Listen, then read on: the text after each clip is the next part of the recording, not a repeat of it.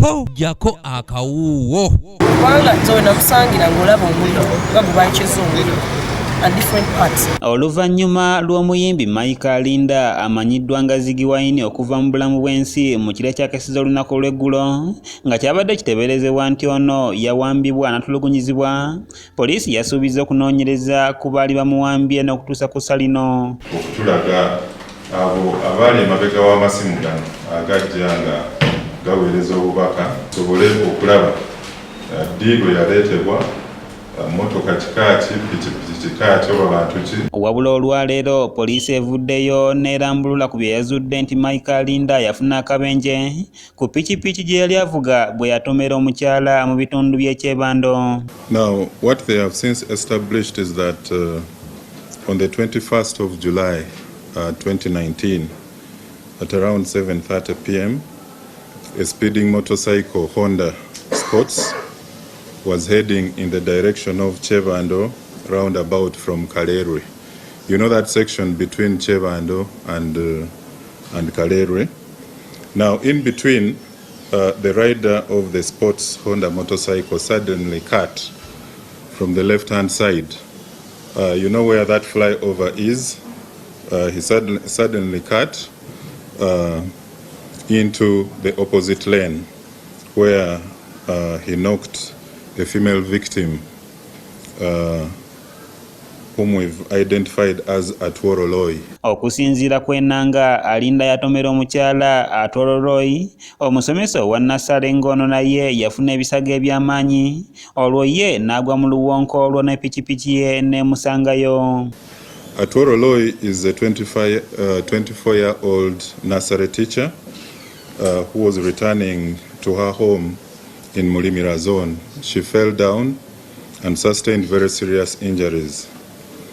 While the rider of the motorcycle, upon knocking her, crashed into a nearby ditch, these ditches on the side of the road, and even his motorcycle followed him and fell on him.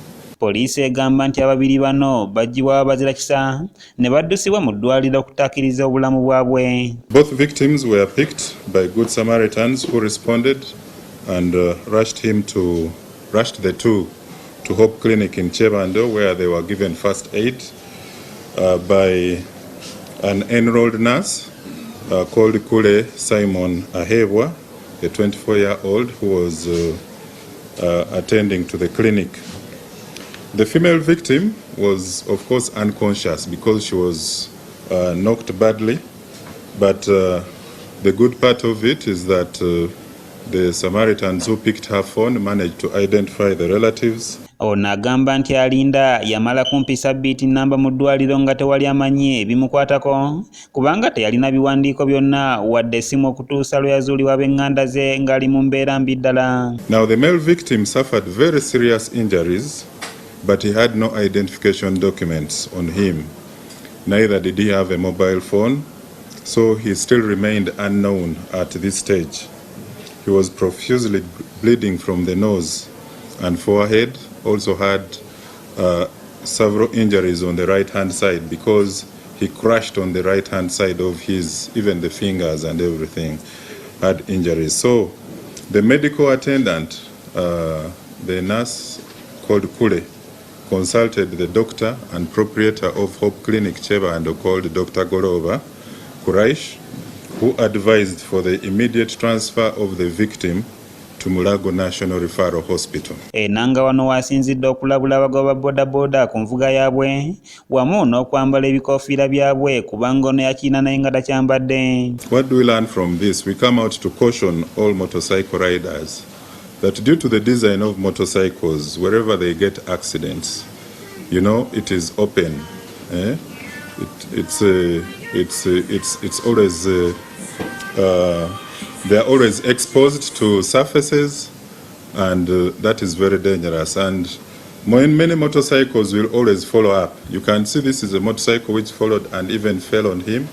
And I think some of the burns that he had were as a result of the exhaust pipe, which of the motorcycle which landed on him. Ono agamba nti abafamire ya Linda babadde bamanya amazima gano naye nga bagasirikidde ne baleka ensonga n'okutambula ng'ey'ebyobufuzi ekintu ekibi ddala. Now, at this stage, we want to caution the public, and this instance, the relatives to the deceased, who knew very well the circumstances under which their relative sustained these injuries. They concealed this information to the police, and they created a vacuum, okay, which was so damaging. It's always good that if you have, don't make political capital out of such instances of death.